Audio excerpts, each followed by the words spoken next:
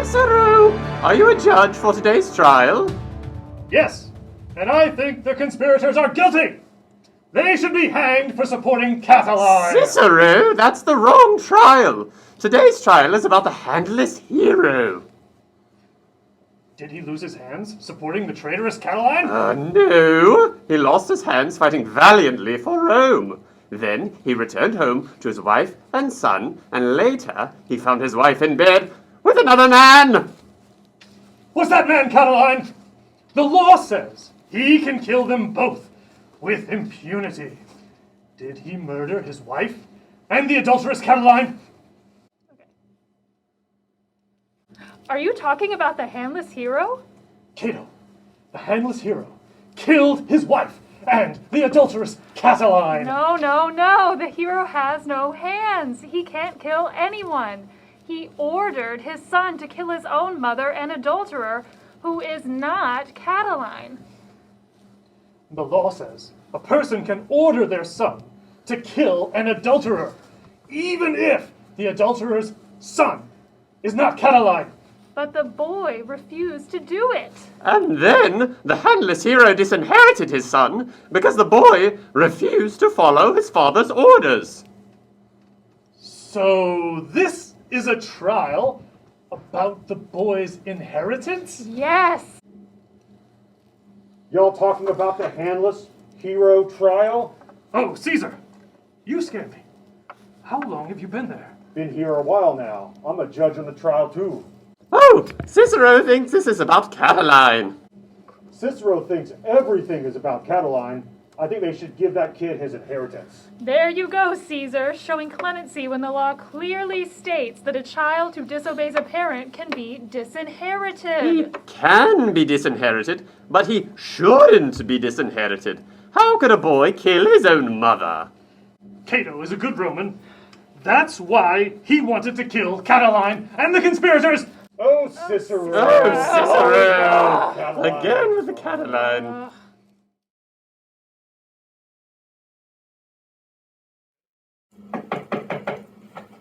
Dad, come out.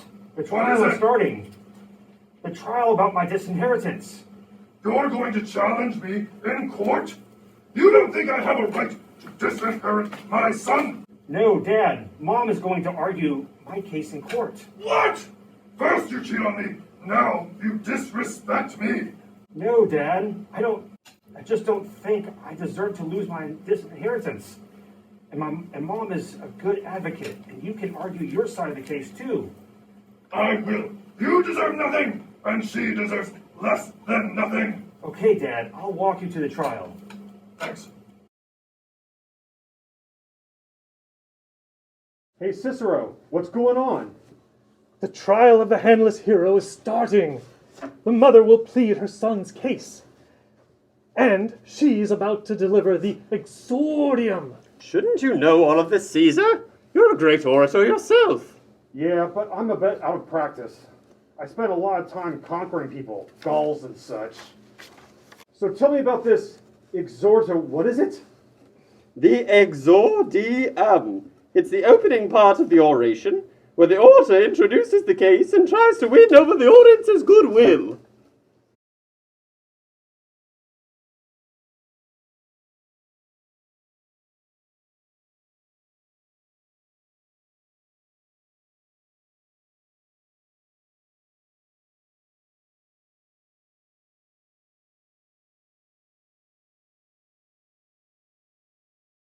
If a child disobeys a parent, the child must be corrected.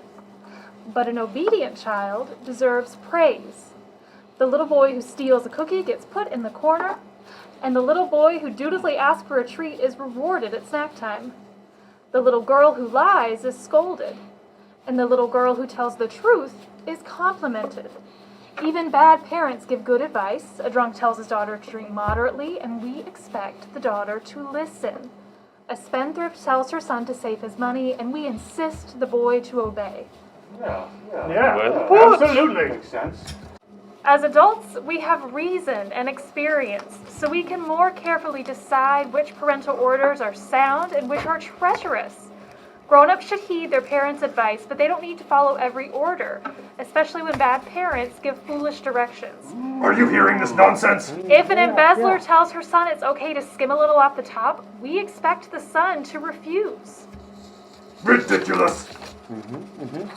If a bully tells his daughter that it's okay to push little kids around as long as she doesn't get caught, we expect the daughter to politely regard but sternly refuse that advice.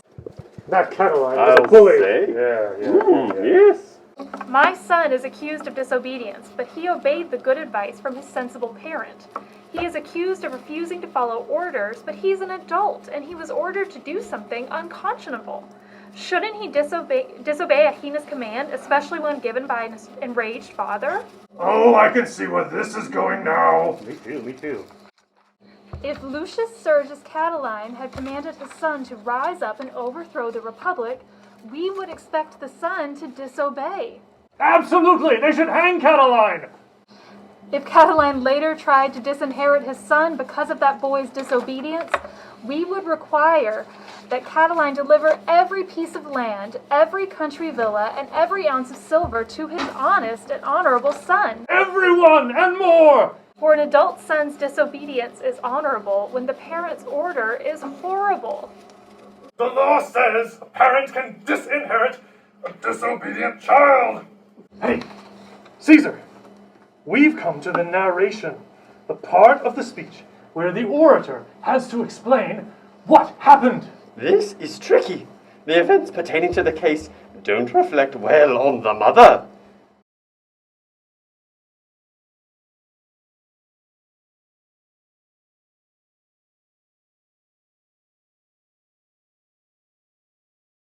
My husband was a brave soldier. He defended the Republic against the Gothic horde that threatened to overwhelm us, sack our city, occupy our land, and enslave our children, and we are proud of his service.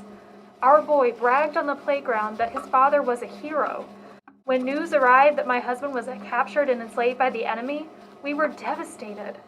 Oh, you poor dear soldier. A flood of tears drowned every meal. Every day we were overwhelmed again by 1,000 crushing anxieties. Was he still alive? Where would we get the money to buy his freedom? Would the enemy release him once we paid the ransom? It's okay, Caesar. Cry it out. It's all right, buddy. Grow up. Finally, with loans from friends, with gifts from family, with our own hard-earned silver, my son and I paid his captors and brought him home. But the cruelty of our enemy knows no boundaries. Before they set him free, they took his hands. All the same, we were happy to have our hero back at home. But you were not happy. You could no longer be a hero. You couldn't hold a shield, couldn't wield a sword, couldn't buckle your armor or lace your boots. You grew angry and distant. Oh, why couldn't you be a hero at home? When my husband flew into a rage, as he often did, our son soothed him by taking him to the games or to the temple where they could give thanks for the return of a beloved father. When my husband asked our son to feed him, the boy reached for a spoon. When my husband asked our son to dress him, he grabbed his best tunic.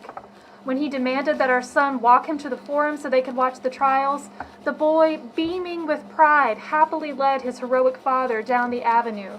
What a shame. Oh no. Oh, he became a tyrant. Awful. But you were not so proud, never so happy.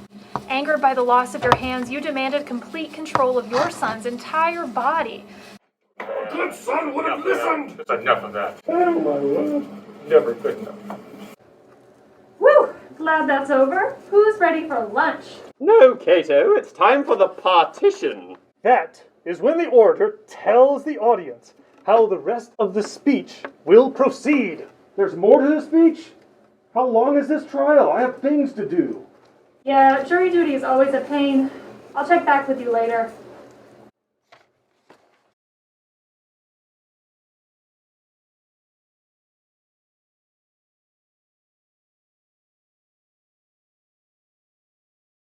No one disputes the boy's right to exact vengeance. The law clearly states that he could have slaughtered with impunity. The law is clear on this matter.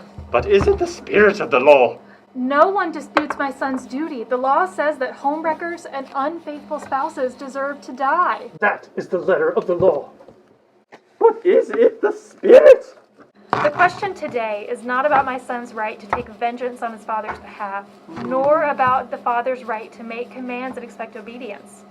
Today, we are arguing about whether the father should forgive the son, given the tyrannical nature of his mandate and the emotional circumstances of the event. Oh, you've put your finger on the real question of this trial. This case isn't about a parent's rights. It's about a father's duty. Even if my son had the right to kill a man he had never met, even if this kind boy could justifiably slay his own mother, even if my husband could legally direct our son and expect obedience, the boy's father, Rome's great hero, must nonetheless forgive his son's disobedience to an unforgivable order. Disobedience deserves disinheritance! Now we're getting somewhere. This is the time for the most important part of the speech. What's that? Caesar, did you always wear your helmet in battle? You may have taken too many barbarian clubs to the head. It's time for the confirmation. She's going to tell us why the boy deserves his inheritance. I'm never going to make that lunch arrangement with Cato.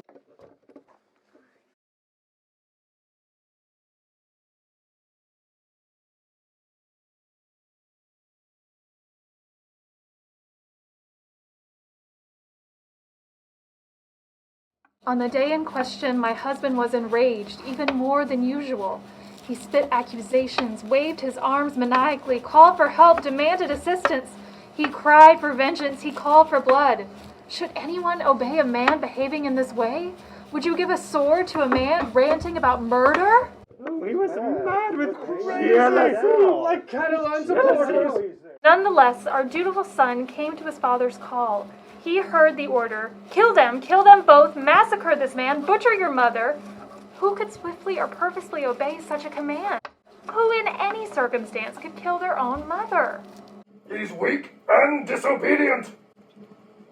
Even Orestes struggled to avenge his father. Why did he wait so many years to finally kill the person who murdered his father? Because his mother was the murderer. My son only had a few moments to decide. Could this sweet little boy who has never fought in battle, never been a hero, never carried a sword, do better than the noble Orestes? Oh, well, No. if Orestes couldn't. No boy could do that. Even if his father had calmly explained the crime, carefully presented the evidence, and rationally argued for the punishment, could this kind and obedient boy execute the sentence? Even if he had years to contemplate the case and his own responsibilities, could our son pick up that sword while his own mother, another parent deserving obedience, begged him not to kill her? Impossible. No one could kill their own mother. Only Catiline could kill his own mother. Very absurd. He was disobedient because his father, driven by mad rage and surrounded by calamitous confusion, demanded something unthinkable. He hesitated because his father put him in an impossible situation. He tarried because his father raved like a madman, demanding matricide without explanation. Oh, how atrocious. Oh, she's exaggerating. My son didn't fail to exact justifiable vengeance on his father's behalf. His father failed to ask something reasonable in a rational manner in an appropriate time. If you weren't such a cruel tyrant, you'd see that you should forgive our son. Forgive him because you demanded the unthinkable. Forgive him because you requested the deplorable. Forgive him because you mandated the contemptible. Forgive him because you asked your son to choose between the obligation to obey his father and the need to protect his mother. Complete nonsense. I couldn't agree more. Complete nonsense. That was very persuasive. Yes, it was. But what about the elephant in the room? Elephants? Is Hannibal attacking Rome again? Now, calm down, Caesar. Cato is speaking metaphorically. He's talking about the adultery. Yes. She should at least mention the adultery. She can do that by offering another narration. Another narration? I have places to go today. I'm supposed to get tacos with Cato.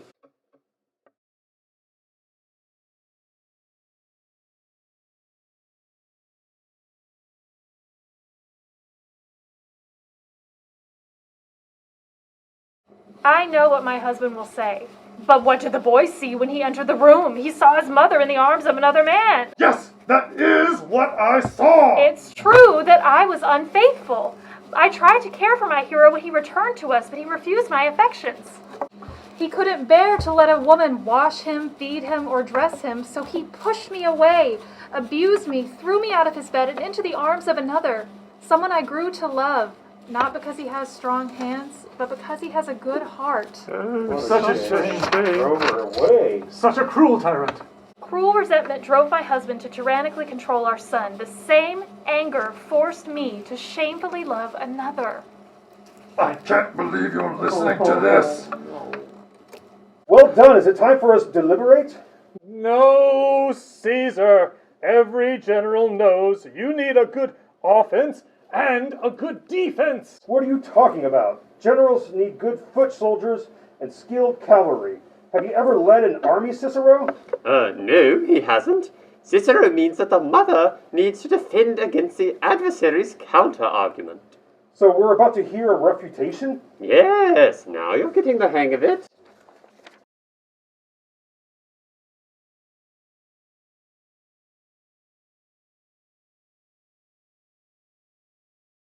But this trial isn't about me or my guilt. What I did was wrong. Yes, you see? You see? She has no case. My husband assumes that my crime gives him the right to order my slaughter. He further assumes that his authority obligates our son to carry out the atrocity. And my husband finally assumes that if our son should fail to follow these atrocious orders, then he can take away our son's right to an inheritance. That's right. I accept that my husband has the right to murder me, just as he has the right to murder the man that I now love. I even accept that my husband can order our son to murder us both. But I do not accept my son's obligation to follow such heinous commands. And I will never accept that our son should be denied his inheritance. Not at all. Hey, what's up? Sounds like she made her case. Who's up for some tacos? I am starving! No. There's still one part of the speech left. What? The peroration. There's more? What? The logic of her case is sound. What else could she have to say? Oh, Cato, you old stoic! This is rhetoric, not logic. You can't just convince the audience. You have to move them. Fine. There's some barbacoa on a corn tortilla calling my name. See you, losers.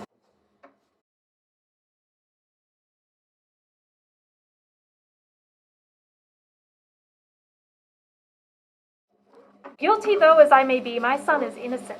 His father is to blame for demanding such an impossible action at such a confused moment. His father is to blame for choosing to become a cruel tyrant when he can no longer serve as a brave soldier. His father is to blame for abusing his family and then commanding them to slaughter one another. That hero's a zero. Who is on trial here? My son deserves his father's mercy. He should be rewarded, not disinherited, for he showed compassion. When given the reason and the right to slaughter, he chose to forgive. What a good boy. Oh, so kind. He's suffered enough. It's enough. My miserable husband, once a strong man, once a respectable hero, has lost the greatest military virtue, clemency. I can't bear another word of this. I'm leaving. Julius Caesar showed clemency to Marcus Tullus Cicero after Cicero joined with Pompeius Magnus and fought Caesar at the Battle of Pharsalus. I love you, Caesar. Love you too. I can't stop loving my Caesar. But my husband is not a hero like the great Caesar. Rather than emulate the great Caesar, my husband wants to punish his son for being kind, a kindness that required courage, the courage to stand up to his father, the courage to refuse an unjust command, the courage to do what is right, even though the law allows him to do what is wrong. My husband was a brave man. He has become a petty tyrant. But our son has inherited his father's courage, so he should likewise inherit his patrimony. Brilliant! It was the most persuasive speech! It was ingenious! So much goodness! Tacos now? No tacos now! More praise! Praise. Oh, brilliant! Oh. Wonderful job.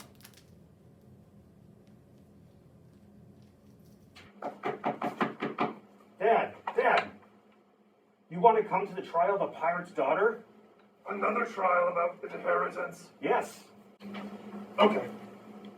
Is your mother coming? Yeah, she is. Is that okay? It's fine.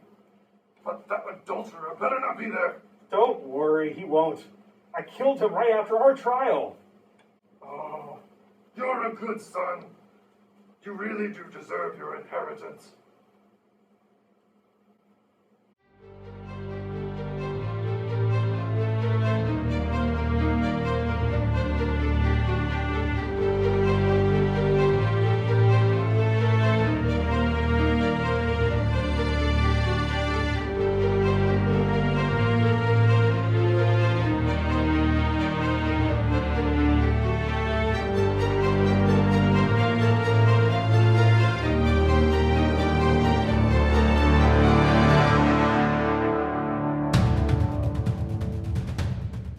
Are you hearing this nonsense? Just a little bit. It's nonsense! No. You're a disgrace for a son. No. I did my best, Dad. My best is never good enough for you.